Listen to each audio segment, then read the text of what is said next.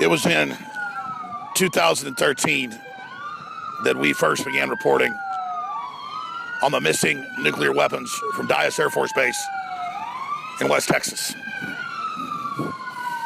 As I began to file this report on the road with my family, fire trucks drove by, which is just fitting to signify the type of crisis this country and the world's in. It had been a few years before that 6 air-launched cruise missiles had come up missing from the Minot base in North Dakota, and they weren't discovered until they'd been shipped to a major Air Force base in Louisiana. Within 1 week of that story breaking, 6 people had mysteriously been gunned down or killed in different ways at that Air Force base in Minot. Now, why do I preface the beginning of this transmission with that? A lot of people keep asking me, will they set off a low-yield or a tactical nuke in D.C. to stop the Trump inauguration and try to basically derail the whole populist movement? And I haven't really responded to that because we don't have any hard intel on it. We don't have any chatter. I don't have any sources on that fact. But I have to ask myself, if Obama would fund ISIS and Al-Qaeda taking over multiple countries in the Middle East and Africa and killing hundreds of thousands of people and overthrowing non-radical regimes and putting every Christian they find to the sword, then the answer is yes. If the people controlling Obama would launch major wars in the last 3 years in places like Ukraine and start a war with Russia and move U.S. troops to the border with Poland and have all sorts of other provocative actions being put in place and the federalizing of elections and be acting like they don't intend to leave, then anything is possible. I want to be clear before the national media picks this up and lies and says that I'm saying there's going to be a nuclear attack in D.C. on Trump's inauguration come up in 5 days. I'm not saying that. I'm going to be there with my crew covering it on the ground. And if the globalists did try something like that, it would end up blowing up in their face because the populist movement worldwide is exploding, nationalism is exploding, and the people are on to this corporate form of world government. I mean, there were it's no exaggeration, more than 10 major articles in AFP, AP, Wall Street Journal, New York Times, just this weekend, admitting that at the Davos meeting in Switzerland, the globalists admit they're in crisis. They hope the communist Chinese can prop them up. They admit the public's awake to their planetary program, so now it's in trouble because they always wanted to operate by stealth. That was in the Banff Canada documents 2007 from their whole North American Union meeting, that it was key to keep it all stealth. Well, if it's not stealth, it's dead on arrival. And so Trump is only surfing in on the populist movement, just like the Brexit, just like Nigel Farage, just like I am, just like we all are. I keep explaining I'm not who's important. It's you, the listeners, you, the activists around the world. All the other racial division, religious stuff, that's a distraction the globalists use to divide us. Don't we all agree we don't want foreign, multinational, mega banks above the law, totally ruthless, tax exempt, running our lives? Yes, we all agree that's wrong. 99.9% of us, I mean, we're talking less than 1/10 of 1%, actually even benefit from this thing. Their ideology is to pull up the carpet, is to pull up the ladder so that none of us can become self-sufficient. It's all about economic enslavement. It's all about turning us from owners into renters. That's their admitted plan under Cloward and Piven and so many other documents, but so many other public statements. That's why I harp on Obama telling Africans they can't have cars or air conditioning, but he lands in a jumbo jet, Air Force One, with 10 other major jets behind him and 1,000-strong entourage and over 200 Secret Service. Sometimes he has 1,000 Secret Service when he travels. I mean, it's just insane how disconnected, how arrogant, and how elitist these people are, but it's all coming to a massive head. So everybody keeps asking me, do you think a nuke will go off? Well, here's some background. The military has devices, spectrometers, you name it, that are able to see different radioactive isotopes even through heavy shielding. So it'd be very hard to bring a nuke into D.C. because there will be helicopters, there are satellites, there are other aircraft that are scanning that area for it being brought in. If something was there, it would have to be under 20, 30, 40 feet of concrete. And that's declassified stuff from the 80s. The word is they've got stuff even more powerful. They can see even deeper than 30, 40 feet of steel reinforced concrete. So even if something does get snuck in and detonated, it's a very good chance that the powers that be were involved because they've got technologies to stop it. Whenever you drive into the Texas border or out of Mexico or out of Canada into, say, New York State, you'll notice all these big devices and a lot of antennas pointed out of your car. Those are radioactive snoopers. I'm not an engineer. I've just read about it and seen it and driven to the border with engineers, and they've explained it to me, and I've gone and looked it up. So again, they've got all sorts of stuff. And if a nuke does go off, you better believe it's the shadow government wanting to use COG to get power. In fact, there are 4 doomsday machines that, again, are big jets loaded with continuity government systems. So in case Congress ever got taken out by a nuke, and or the president, or both, that they would be able to successfully continue the government. The problem is that in many other countries, COG systems have been used actually to seize control of the government. Because if something's a shadow government, if something's a separate government, if something has control of the government, if you're wanting to actually hijack it from the elected government, what do? Well, you take out the elected government, and then you install yourself, or with different people in the elected government, you countermand other people in the elected government and circumvent and have a coup that way. And what's happened is the globalists, by infiltration and economic takeover, have already taken over the U.S. Trump is a manifestation, our movement's a manifestation of restoring the republic. That's why I hammer on the fact that we are getting our country back right now. People ask, is Trump real? Folks, he's going after big pharma that charges us the most in the world.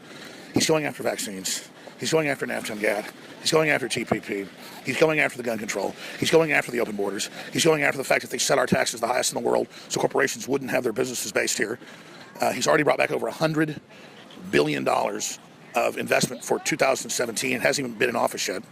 There's already $1 trillion, $200 billion more in the stock market, and it goes on and on. But more importantly, he's discredited the mainstream media. He stood up as a real leader. He's not going to Reykjavik.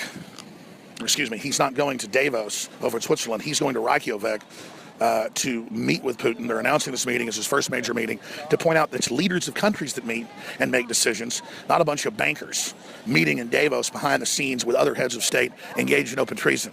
See, what the globalists have done is try to normalize treason, normalize openly having secret agreements, transferring power, all getting together, convincing themselves that since it's okay for them to get away with it, that supposedly it's okay overall. No, it's not okay. And so it's a giant con game that is coming down around them, and they're scared. They know they're going to get prosecuted when Trump gets in, not because Trump's even vindictive, but because it's justice and it has to be done, and Sessions is going to go after him. Notice they said that Obamacare was invincible and can never be repealed. Now you see it's being repealed, even before he's in office. It's already passed with the Senate, now it's in the House. The Senate was the hard part. And Trump pointed out, he said, I could let you keep having this in 2017 and not beat it, not repeal it, but then it would hurt the country so bad that it might be irreversible. I would get major political points against the Democrats, but instead we're going to repeal it because it's the right thing to do. You see, that's what a true leader does. Now, getting back to the nuke, I'll make this short and sweet. I hope no nuke goes off, but you cannot put it past these people to do anything, or a financial collapse, which is the equivalent of a financial hydrogen bomb.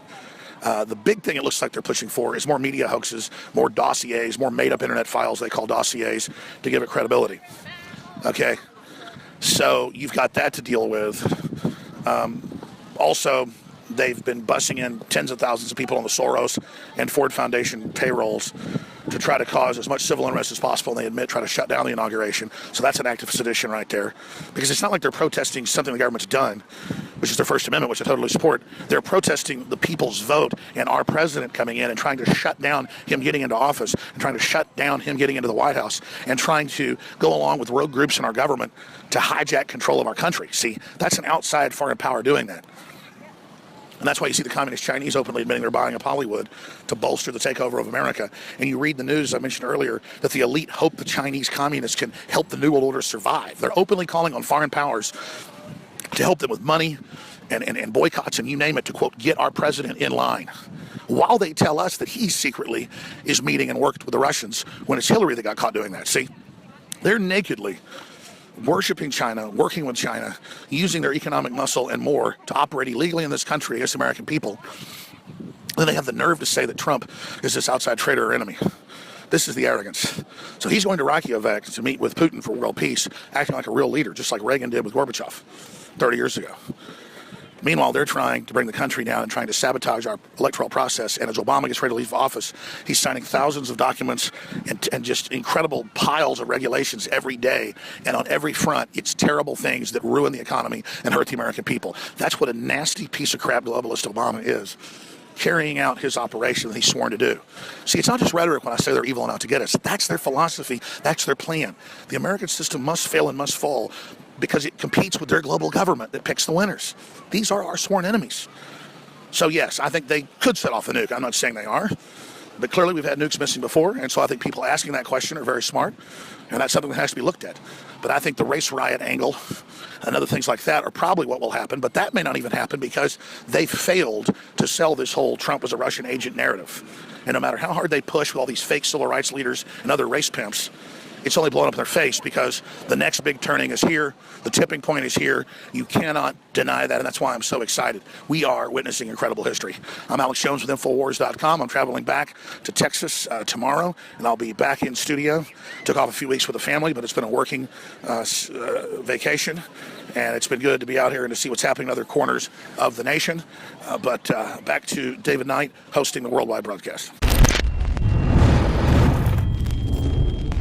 Talk show host is Alex Jones. He's a conspiracy theorist. Radio talk show host Alex Jones. Alex Jones. Jones is the wildly popular conspiracy theorist. Radio talk show host and conspiracy theorist Alex Jones. Deeply, I think, racist. I just got called racist by MSNBC. I don't want that man to have a gun. 1776 will commence again if you try to take our firearms. The Alex Jones Show. Watch the free stream live at Infowars.com/show. It was in 2013 that we first began reporting on the missing nuclear weapons from Dyess Air Force Base in West Texas. As I began to file this report on the road with my family, fire trucks drove by, which is just fitting to signify the type of crisis this country and the world's in. It had been a few years before that 6 air-launched cruise missiles had come up missing from the Minot base in North Dakota, and they weren't discovered until they'd been shipped to a major Air Force base in Louisiana. Within 1 week of that story breaking, 6 people have mysteriously been gunned down or killed in different ways at that Air Force base in Minot. Now, why do I preface the beginning of this transmission with that? A lot of people keep asking me, will they set off a low-yield or a tactical nuke in D.C. to stop the Trump inauguration and try to basically derail the whole populist movement? And I haven't really responded to that because we don't have any hard intel on it. We don't have any chatter. I don't have any sources on that fact. But I have to ask myself, if Obama would fund ISIS and Al-Qaeda taking over multiple countries in the Middle East and Africa and killing hundreds of thousands of people and overthrowing non-radical regimes and putting every Christian they find to the sword, then the answer is yes. If the people controlling